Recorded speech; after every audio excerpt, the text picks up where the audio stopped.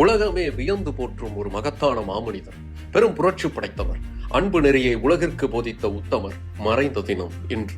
இறைவனின் தூதர் என போற்றப்படும் நபிகள் நாயகம் முகமது அவர்கள் அரேபிய தீபகற்பத்தில் அமைதியான ஒரு சமூக மாற்றத்தை ஏற்படுத்தி இன்னைக்கு உலகத்தில் அதிகமான பேர் பின்பற்றக்கூடிய இரண்டாவது மதமான இஸ்லாம் எனும் சாம்ராஜ்யத்தை உருவாக்க அடித்தளம் அமைத்தார். மெக்காவில் பிறந்த நபிகள் நாயகம் தனது 40 வயதில் இறைவனின் தூதராக தன்னை உணர்ந்தார். ஏகத்துவ கொள்கையை முன்வைத்து சிலைகளையும் மூட நம்பிக்கைகளையும் எதிர்த்து போராடினார். மெக்காவில் அவருக்கு ஏற்பட்ட எதிர்ப்புகளால் மதீனாவுக்கு பயணம் செய்தார். அங்கு இஸ்லாமிய சமூகத்தை நிறுவினார். அவர் வழிகாட்டுதலில் குர்ஆன் அருளப்பட்டது.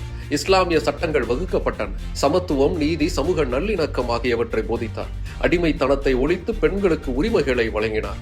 அவர் வாழ்ந்த காலத்திலேயே அரேபியாவில் இஸ்லாம் பரவலாக பரவியது. மனிதநேயம், அமைதி, சகிப்புத்தன்மை ஆகியவற்றை அவர் வலியுறுத்தினார். மானுட வர்க்கத்திற்கு புதிய மார்க்கத்தை உருவாக்கிய நபிகள் நாயகம் அவர்கள் கிபி 632 ஆண்டு ஜூன் 8 அன்று தன் இறுதி மூச்சை நிறுத்தி இறைவனடி சேர்ந்தார்.